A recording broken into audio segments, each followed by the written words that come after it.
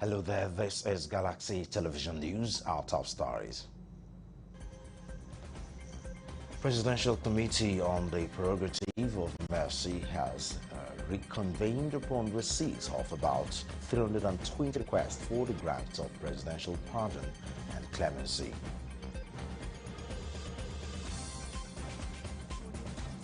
House of Reps urges Committee on Youth Development to investigate Item 65A of the NYSC Handbook, which gives core members security tips in case of kidnap cases.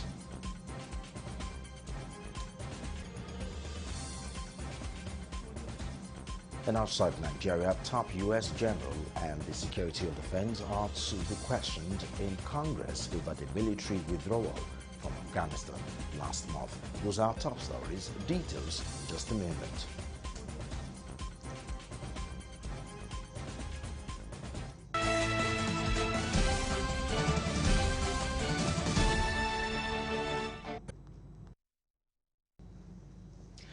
Thanks for joining us. This is Galaxy Television News. I'm Solomon Offem. The Presidential Committee on the Prerogative of Mercy has reconvened upon receipt of about 320 requests for the grant of presidential pardon and clemency. Attorney General of the Federation and Minister of Justice Abubakar Malami, who stated this, noted that the committee secretariat has been receiving requests on behalf of some convicts in custodial centers across the country. And the fact that the Office of the Honorable Attorney General of the Federation and Minister of Justice and that of the Committee Secretariat is being inundated with myriad of requests for the grant of presidential pardon and clemency, 320 applications on behalf of some convicts in custodial centers across the nation. On the other hand, it has become expedient for the committee. On his part, the Minister of Special Duties and Intergovernmental Affairs, George Akume, noted that the committee will help achieve the task of reducing the population of inmates in the nation's correctional centers. President will be relying on you as a committee to do what is required of him constitutionally, to grant pardon to deserving inmates, convicts and ex-convicts. I want to appeal to you all to try with caution while investigating inmates in order not to release unrepentant criminals back into the society and thereby causing more social problems.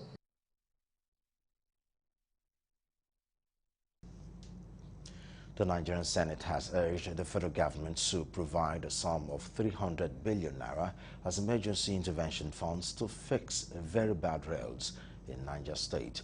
This is part of a resolution reached during a debate on the state of roads across Niger State and the blocking of the roads by protesting trailers and tanker drivers.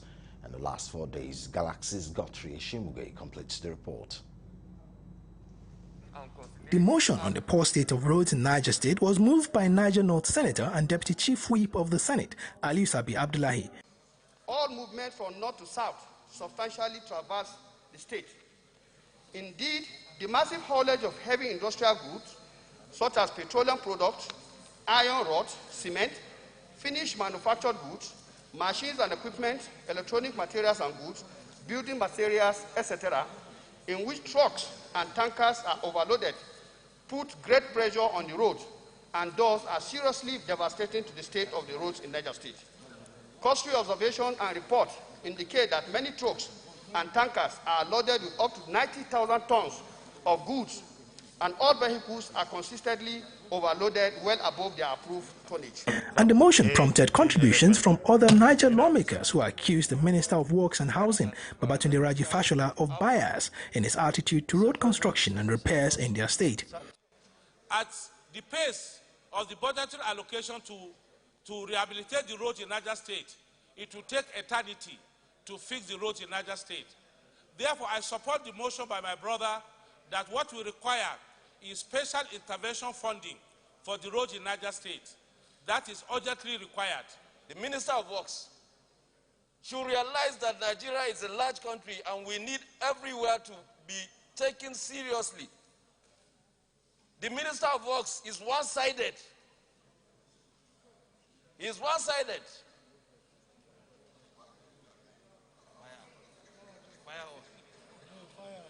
So what we need in this country is equal opportunity for every sector. Every sector of this country needs equal opportunity.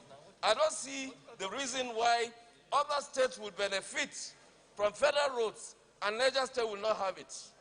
And the motion got the nod of the Senate. I urge the federal government to consider an emergency intervention fund for the critical roads in Niger State to the tune of 300 billion naira to concurrently fix the roads as part of the infrastructure rehabilitation efforts of the government to support ease of business and economic recovery across the country. Those in favor of Prayer 3 say aye. Those against any direction. Meanwhile, the Minister of Works and Housing, Raji Fashola, had directed the contractor handling the construction of the Lambata-Lapai Bida Road to embark on remedial works on critical sections of the roads in order to bring relief to commuters. The minister had noted that the inclement weather condition is affecting the progress of work on the road, thus making it unmotorable, especially between kilometers 45 to 50, to articulated vehicles and trailers conveying petroleum products and others. Godfrey Eshemoge, Galaxy News, Abuja. The Senate is facilitating moves for the relocation of oil and gas companies to their various operational bases in the oil-rich Niger Delta region. This is the resolution reached at plenary Tuesday after consideration of a motion by Akwa Ibom State's Northeast Senator Bassi Akpan. And Galaxy's Godfrey Eshemoge again completes the report. Leading the debate, Senator Bassi Akpan restated that insecurity had often been cited as reason for the oil and gas companies staying away from their host communities. The lawmaker noted that the days of militancy at the creeks are now long gone. He said the passage and signing into law of the Petroleum Industry Act 2021 is a major milestone towards the restoration of lasting peace in the host communities to make them safer for the multinational oil and gas companies to return. It's an opportunity to restore, recover, and rehabilitate the massive and huge infrastructural facilities abandoned by the various oil and gas companies in their various operational bases to ensure their full utilization. This Senate assured that the relocation of these companies to their host communities will further boost development in those areas and enhance corporate social relationship and strengthen our collective resolve to considerably reduce the contentious costs of production and ensure adequate returns to the federation accounts. A cross-section of senators lent their voices on the motion and stressed the need for effective operation of the multinational companies back at the operational basis. Senators Degi Eremienyo and Keshom Bassi harped on the need for host communities in the Niger Delta to benefit from the country's vast oil wealth.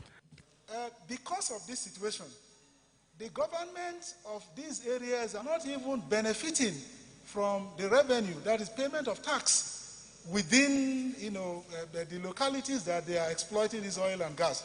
Because the workers will claim that they are not resident in these areas. There is what we call houseboats.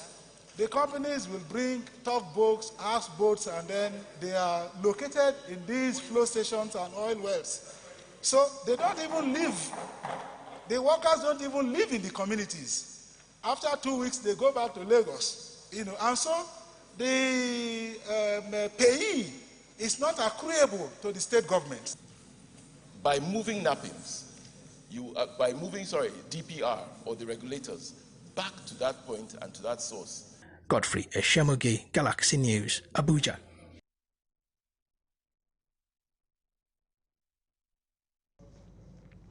The House of Representatives on Tuesday urged the Committee on Youth Development to investigate item 65A of the National Youth Service Corps Handbook, which gives Corps members security tips in case of kidnap cases. The House Minority Leader, Honorable Ndudi Lumelu, raised the motion on the matters of urgent national importance at plenary, describing the section which advised Corps members to inform their families to make ransom available in case they fall victim to a kidnap as embarrassing. Honorable Lumelu says the inclusion of that section shows a complete collapse in the security architecture of the country, which calls for worry, insisting that it is against the provisions of Section 19 of the Public Officers Protection Act. The House is further concerned that the provision shows a lack of concern for the Safety Corps members as against the provisions of Section 19 of the Public Officers Protection Act, which places the welfare and security of Corps members on the federal government. Speaker Femi Gbajabiamila referred the House to a refutal made by the management of the NYSC, which the sponsor of the motion immediately countered with a reference to the NYSC handbook. If they truly have that in the official pamphlet, they will still come out and deny. That's not denial, that's a lie. There's a difference in that. That's actually a lie if they actually did that. So, but we have to take consideration of the fact that people, and you use your words, your motion said insertion. That means it was inserted in the document. Dress moderately while on journey, especially by road. Delete all financial or business transactions from communication gadgets such as iPad or handsets. G. Identify secure places such as police stations, posts, or road safety posts, or military barracks. Mr. Speaker, all I'm trying to say is that this thing came from NYSC.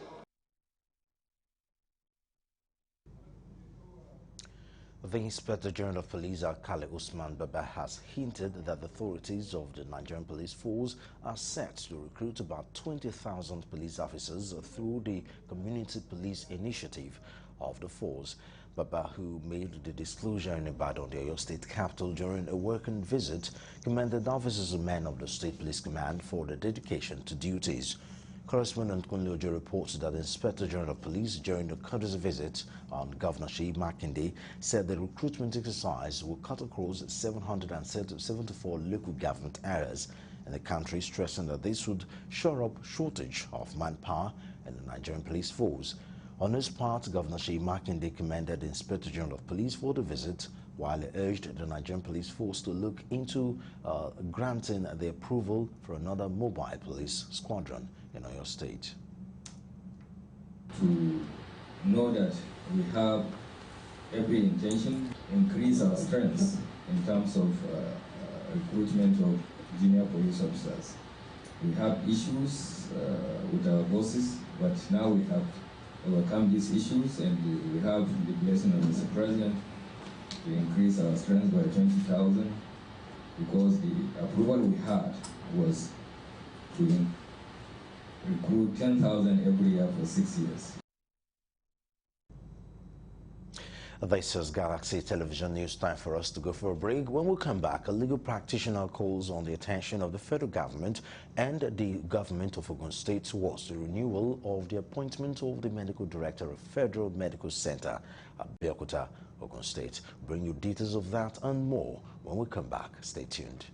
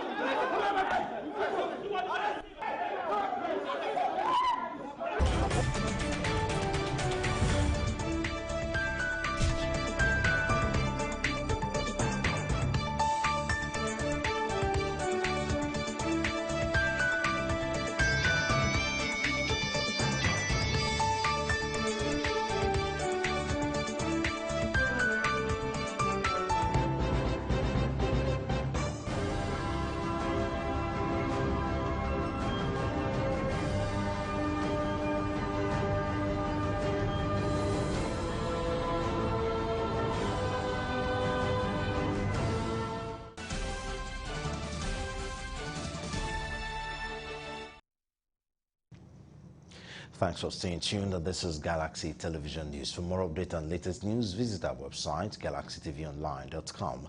Subscribe to our YouTube channel, youtube.com/Galaxy TV Nigeria. You can follow and interact with us on our Facebook page, facebook.com/Galaxy TV. Don't forget to follow and tag us on our Instagram page at official Galaxy TV. You can also avail our eyewitness feature via WhatsApp. If you have breaking news around you, simply share your story by sending short clips or videos of the news on 0818-6666-669. Our social media platforms are user-friendly and can always accommodate your live updates and comment.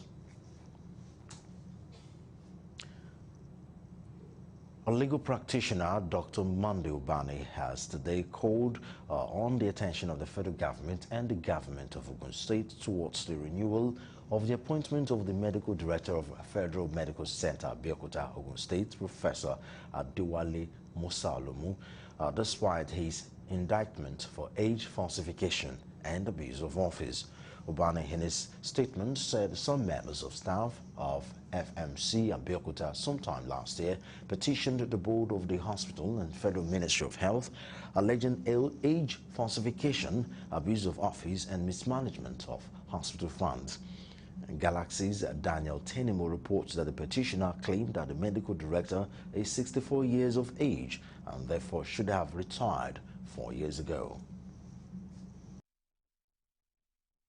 It's my conviction that what is happening currently at one of the important tertiary health institutions in the Southwest, the Federal Medical Center, Abeokuta, Ogun State, should be of serious concern to everyone in this country.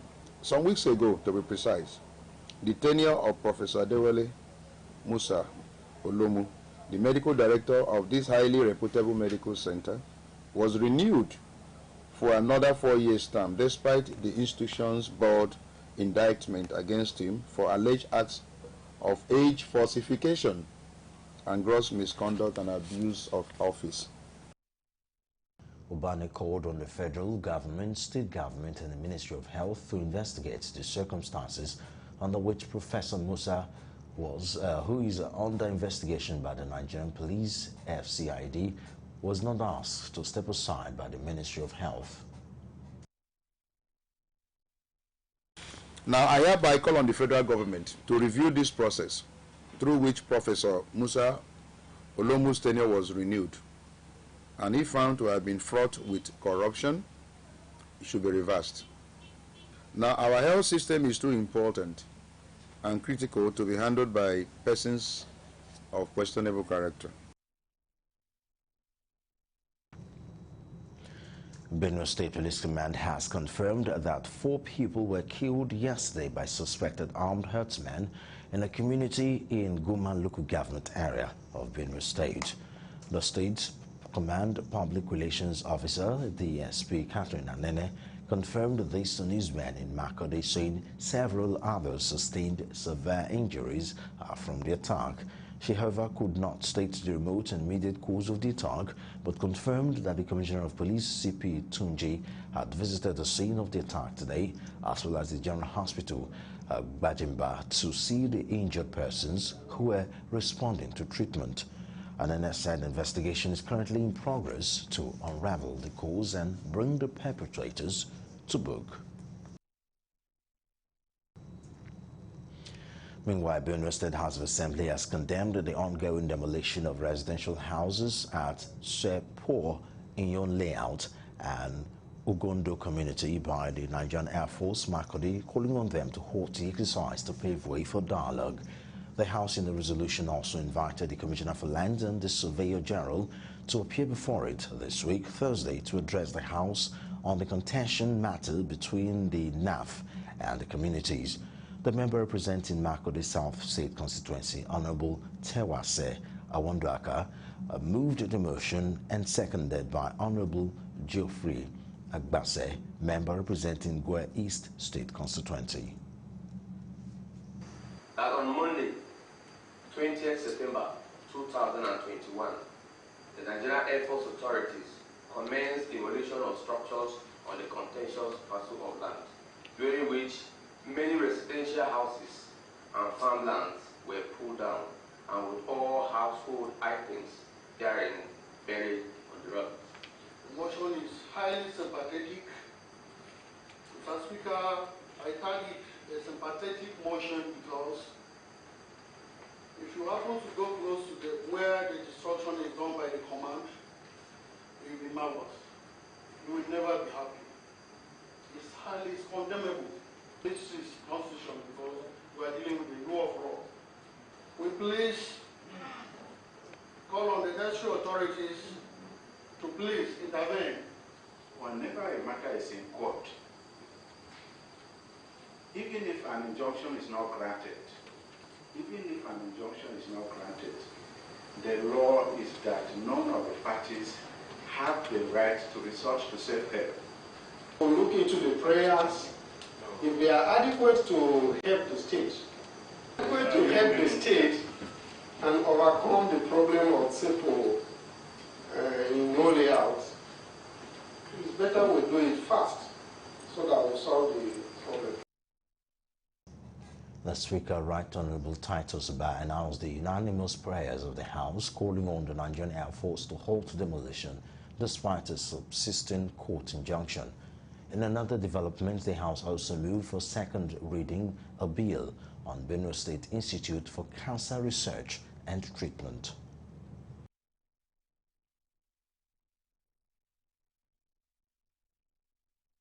The House should invite the Commissioner for Lands, Survey and Solid Minerals to appear and brief the House about the details of the contentious land at Sepo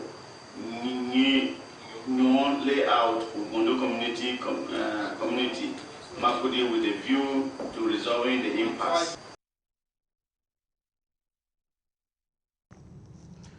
The Federal Ministry of Education has unveiled activities to commemorate the 2021 edition of the World Teachers' Day based on the theme Teachers are the Heart of Education Recovery. Minister of Education Adamu Adamu, who was represented by the Minister of State for Education, Chukwuemeka Nwajuba, flagged off the commemoration with a media briefing in Abuja Tuesday. He said the theme designated by UNESCO elucidated how teachers all over the world ingeniously prevented the collapse of the education system at the onset of COVID-19 pandemic. Truly delighted to unveil the activities lined up by our ministry to commemorate this 2021 edition of the World Teachers' Day celebrations based on the theme, Teachers at the Heart of Education Recovery. The 2021 theme, designated by UNESCO, elucidates how teachers all over the world ingeniously prevented the total collapse of the education system at the onset of the COVID-19 pandemic, and their resilience to ensure stability in the restoration process, regardless of how long the pandemic continues. He further disclosed that a symposium which will create an avenue for experts in the profession to deliberate on the implication of the World Teachers' Day theme as it affects teachers in Nigeria comes up on Thursday, 30th September 2021. Ondo State Governor Rotimi Akeredolu says the development seaport Ondo will bring rapid developments to Nigeria and increase revenue base. The governor spoke at the forum attended by people in the export and import business in Akure, the state capital. According to him, development Port Ondo will not only transform the state but boost revenue generation of the country. He stressed the need for governors in the southwest region to diversify the economy and focus more on agriculture. The State Governor, Kayode Fayemi, who was represented by the State Commissioner for Trade and Investment, Muyiwa Olumilwa, said the state is working assiduously to boost its economy. In the same vein, the Commissioner for Trade and Investment, Mrs. Kikeloma Longe, who represented the Ogun State Governor, said the state is doing a lot in terms of encouraging agricultural businesses to boost internally generated revenue and encourage exports of the products. Ondo State will take the bull by the horn and will get that port constructed. Ondo State is not going to, do we have money to construct even the roads? How many of them can we construct a port? So there is no issue of Ondo State or Southwest, no. But Southwest will take advantage, no doubt. Ondo will benefit. If there's a port Ondo, Ondo will have its own benefit. But on port Ondo, for me or for us, is that we want to advance the economic base of the country, and that We can have so many ports. There's nothing wrong. Those who want to invest, let them invest. Or financing to fund local investment in the country. There was not even adequate finance to fund agricultural development. The coming of the Exim Bank has served as a respite to the debilitating problem of lack of credit to finance these local investments. In Ekiti State, the Fayemi-led administration has invested hugely to harness export potential and boost our economic base. This forum, a strategic platform structured by Exim Bank, is to engage the Southwest public and private sector stakeholders on export potentials and opportunities, and thereafter connecting these actors to existing frameworks for accessing key technical and funding interventions.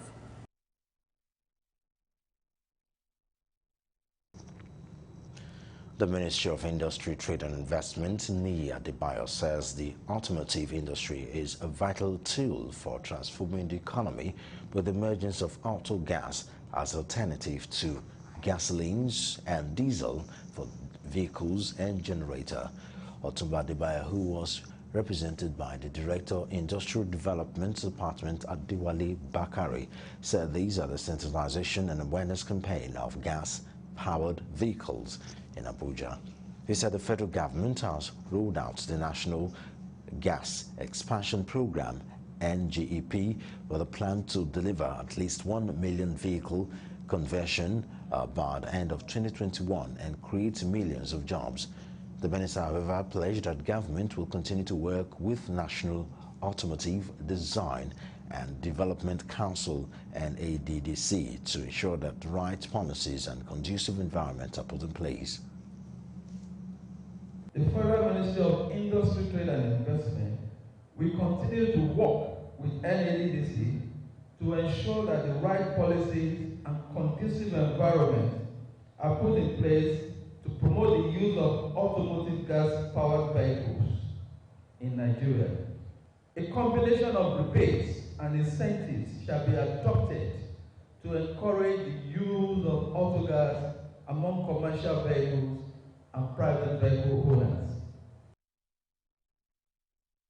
Also speaking, Director General of NADDC, Engineer Uliani Aliyu, disclosed that strategies to achieve massive gains in the automotive industry has been facilitated to help create direct and indirect jobs and to pave way for Nigeria to be in the automotive competitive world and enhance revenue generation.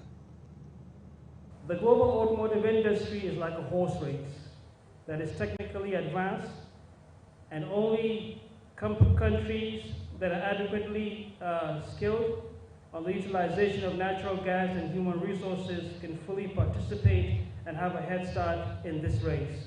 Certainly, Nigeria is blessed with great talents and resources, so we cannot afford to be left out, but rather be at the forefront of the race.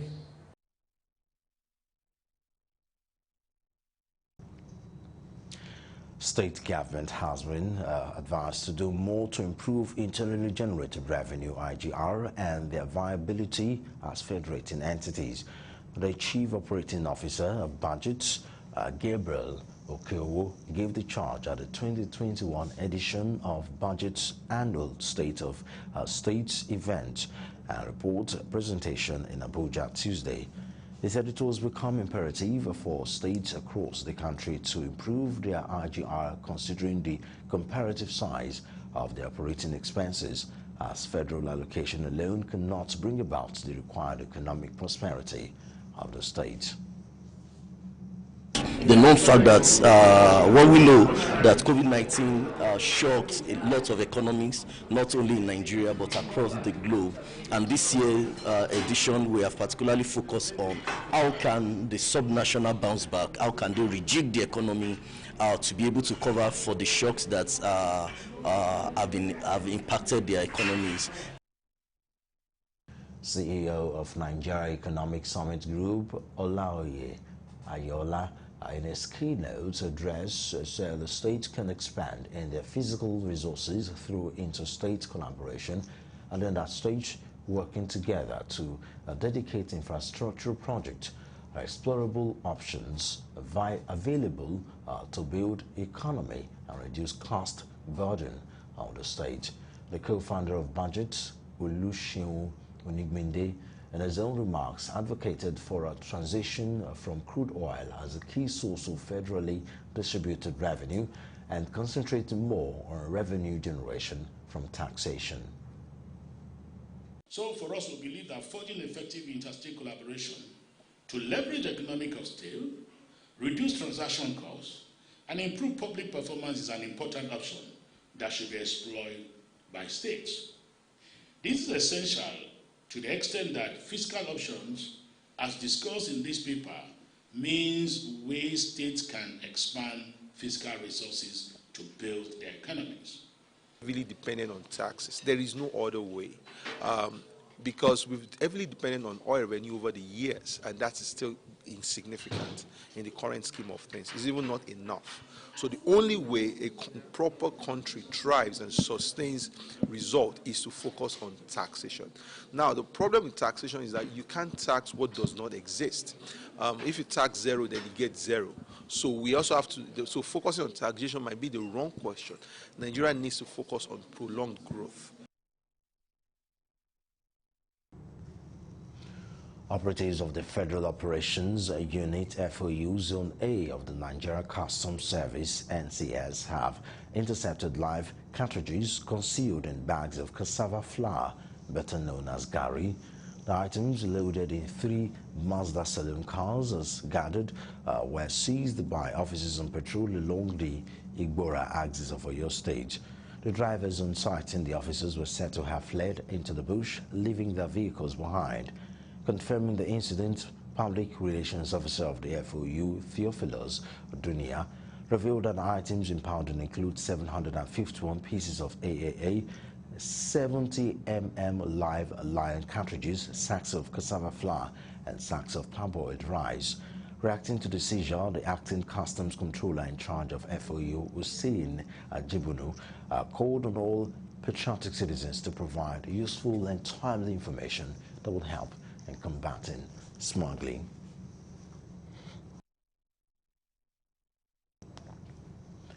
The Ogun State government has reiterated its commitments towards a sustainable financing model that will ensure healthcare services ranging from family planning, amongst others, are provided for free for women in the state. Commissioner for Health in Ogun State, Dr. Tommy Kuka, made this known in the remarks at the end of project dissemination put together by the Challenge Initiative in collaboration with the Ogun State government with the theme Journey Towards State Government Self-Reliance and Chronicles of Impact at Scale for Reproductive Health in Ogun State. She noted that the state government is financing the primary healthcare centers across the state through the Basic Healthcare Provision Fund on a monthly basis. But since this administration, we've invested in procurement of consumables for family planning so that none of our women across the state have to pay for their family planning services in all our centers.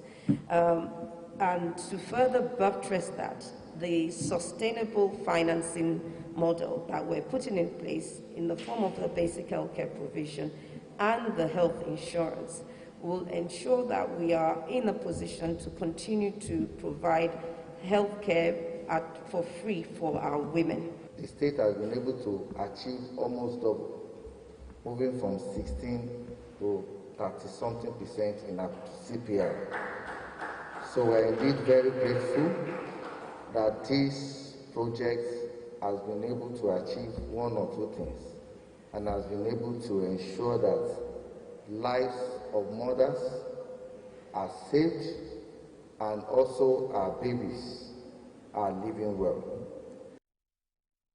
On his part, the director, Challenge Initiative, Victor Igoro, said the project, which started over 4 years ago in Ogun State, recorded successes at its family planning indices. I would say that there has been a significant shift from where we started 4 years ago to where we are now. And what is most prominent is seeing young people now embrace family planning information and services and lowering those barriers and those misconceptions about family planning, both from the young people as well as even their parents and caregivers. So that's one area that we've seen a significant shift. The need for more awareness on the use of local languages to sensitize the people on modern contraceptive method and safe sex has been stressed following reports that less than 1/4 of women within reproductive age in Nigeria uses modern contraceptive methods. This was emphasized during a stakeholders meeting in Port Harcourt organized by Rivers State Media for Health and Family Planning with the theme, "It's Your Life, It's Your Responsibility." It was organized to commemorate the 2021 World Contraception Day, aimed at helping adults make informed choices on their sexual and reproductive health. The Family Planning Desk Officer of the Rivers State Primary Healthcare Management Board, Theresa Timothy, observed that family planning services could be accessed free of charge at all the model primary health centers and government hospitals in the 23 local government areas of the state. When we're talking about family planning, child spacing or life planning, it's a way of life, voluntary, informed decision by an individual, couple, on the number of children they want to have. And then not only on the number of children they want to have, the time they want to have these children, so that they be able to space the children, be able to space the pregnancy. So this day is actually creating an awareness. We set aside this day to create an awareness where we can tell people what contraception means, what family planning is all about, its benefits, its method. 3 things required of us. Don't play with them, because Allah himself did not play with them.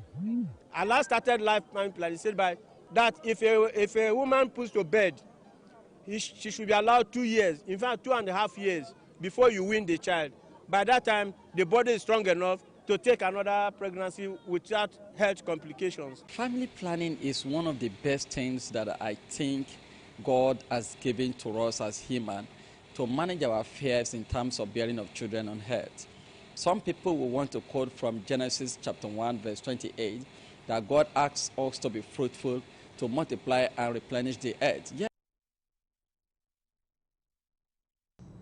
What did you say? The federal government has been advised to prioritize funding environmental issues in order to ensure rapid recovery from the rampaging coronavirus and other health challenges facing the nation.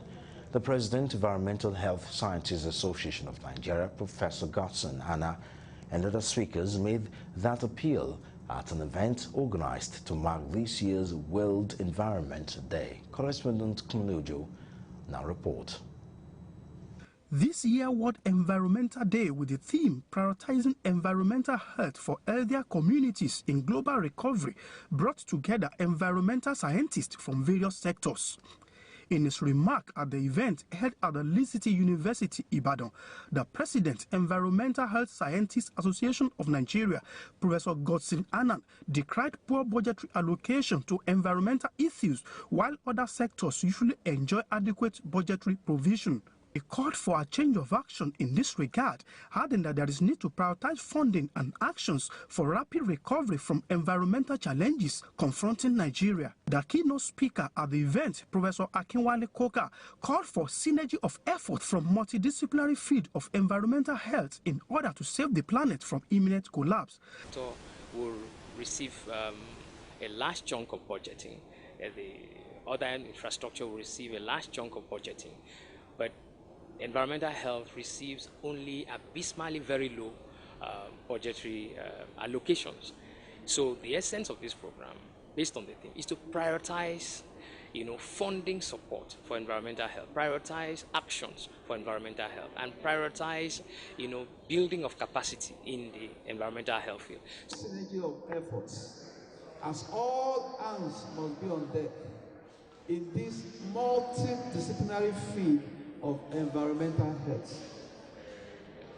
The government plays an important role as legislators, executors, and regulators.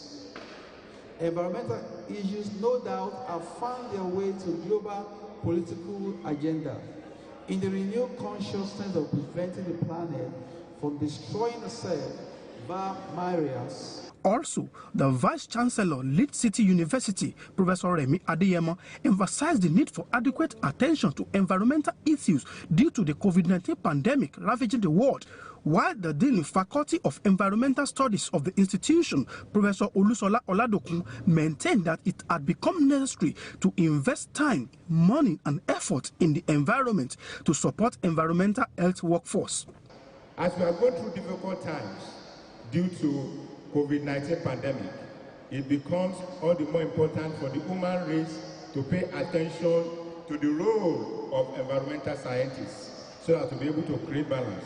The world itself is pleading for a fast recovery. There is an integral connection between health, the economy, and the environment. In other words, there is a vital thread that unites the health, the environment, and the economy. They declared that the essence of the celebration is to bring to the fore the importance of environmental health scientists in preventing diseases. From Ibadan, Kunle Ojo, Galaxy TV. You're still on to Galaxy Television News. Time for us to link up with our international desk for more news.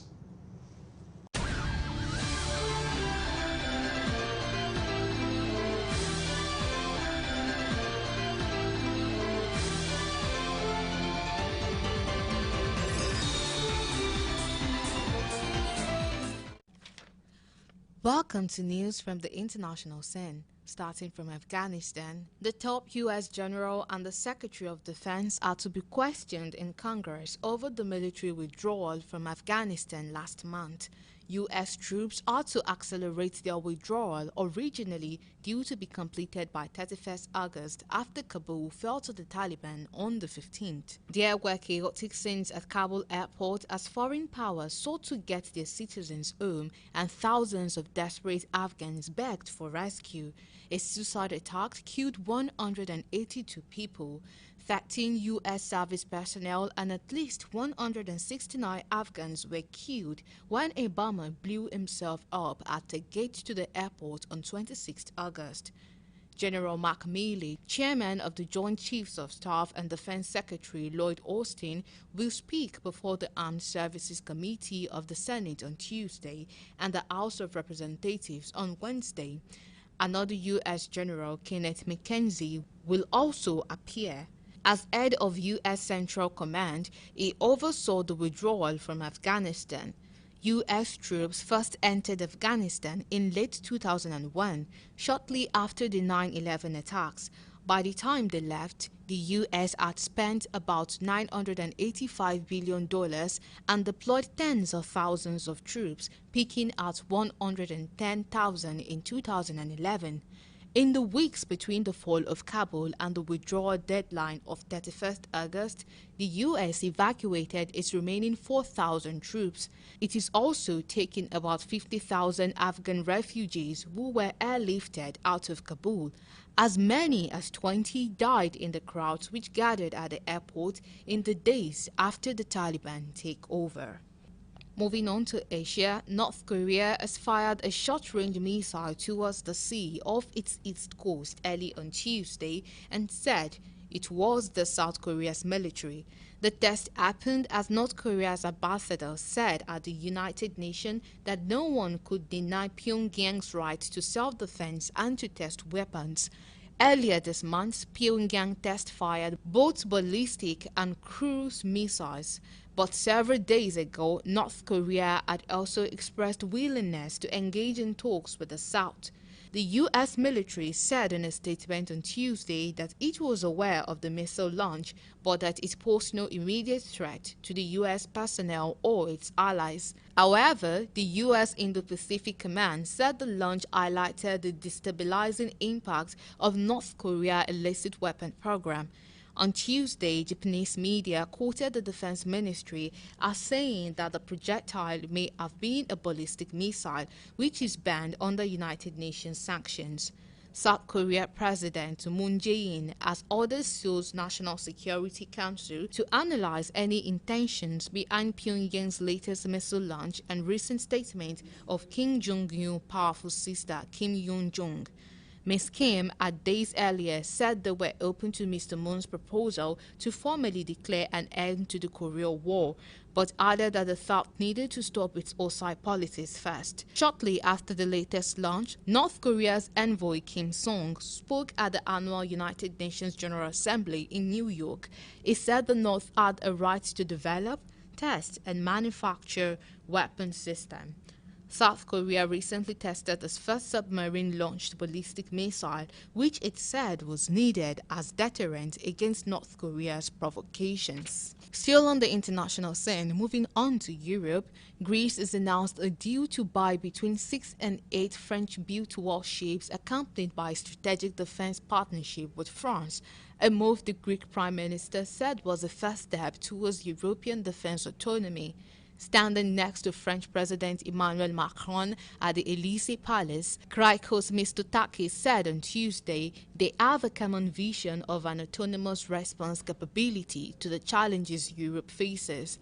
The $5 billion deal will provide Athens with 3 state-of-the-art Bellahara frigates and 3 Goldwind corvettes with an option for 1 more of each. According to local reports, the ships would be delivered by 2026, with the first frigate arriving as early as 2024. France Naval Group and U.S. defense contractor Lockheed Martin had been locked in heated competition for the contract since Mitsotakis announced Greece would buy new frigates in September 2019. For Macron, it was a much-needed win after Australia renegotiated on a $66 billion deal to buy French diesel submarines earlier this month, announcing its intention to build nuclear submarines using U.S. supply technology. Instead, under the AUKUS deal, a trilateral security treaty between Australia, the United Kingdom, and the United States. Lastly, on the international scene, in Lebanon, when the first convoy of Hezbollah-brokered Iranian diesel fuel arrived in Lebanon earlier this month, it was met with a mixed reaction. While some feared that the Iran-backed party would use it to further assert its dominance, others welcomed the fuel as a temporary relief in the middle of a crippling energy crisis. And for Hezbollah supporters, it was hailed as a victory. On September 16, convoys of trucks crossed the Syrian border into the cash-strapped country and across its eastern provinces towards Baalbek. Along the way, municipalities affiliated with Hezbollah displayed banners with photos of the Iran-backed group leader Hassan Nasrallah alongside his trusted ally Syrian President Bashar al-Assad and Iran's supreme leader Ayatollah Ali Khamenei. Hezbollah's zealous supporters defied Nasrallah's order to not congregate near the trucks. Women ululated as they would at a wedding, waved party flags and threw rice and flowers at the truck. They raised their fists chanting, "We heed your call, Nasrallah." Meanwhile, several men brought out assault rifles and fired celebratory gunshots in the air. Some even fired rocket-propelled grenade rounds. The supporters perceived these as a victory defiance of U.S. sanctions against Hezbollah and the Syrian government, which they say has resulted in an economic blockade on Lebanon. And that's it from news from the international scene.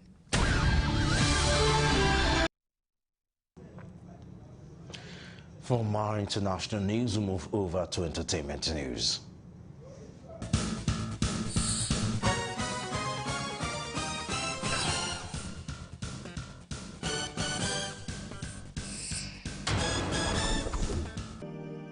Welcome to Entertainment News. Crossdresser Bobrisky extended an apology to actress Tonto Dike for calling her out repeatedly on social media recently. He has now apologized to her.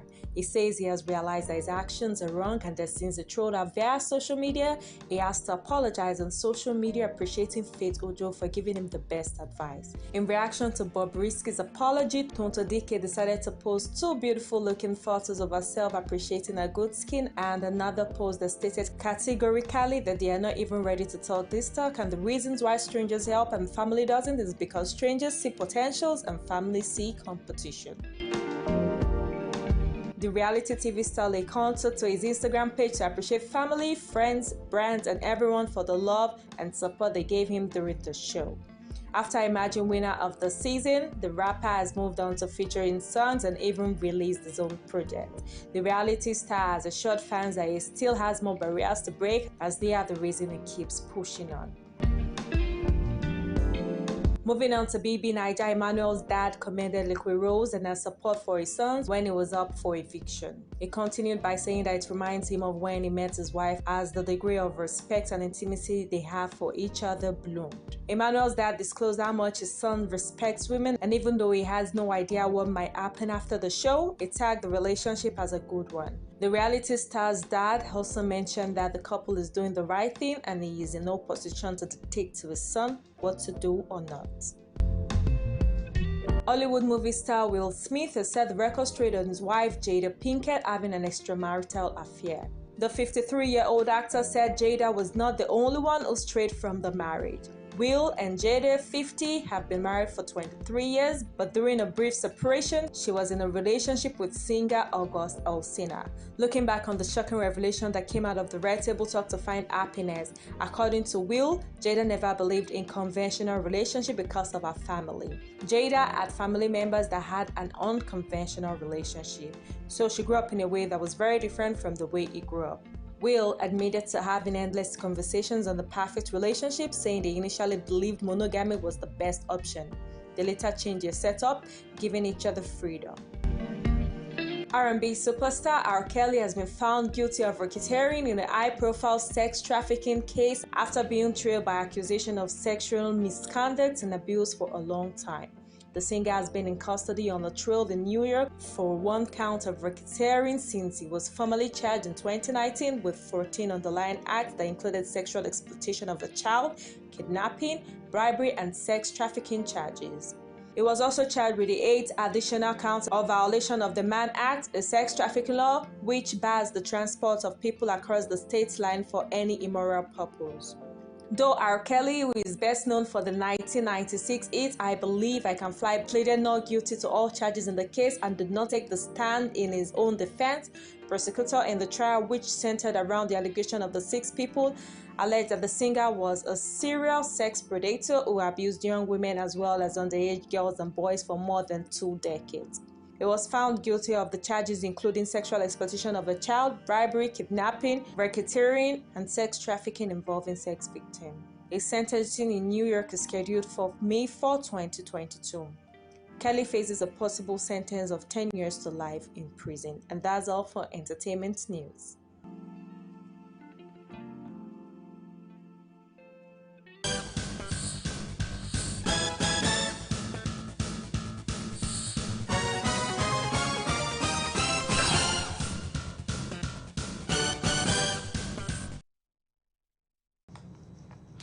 And that's the size of a package on Galaxy Television News. Thanks for watching. I'm Solomon Offem.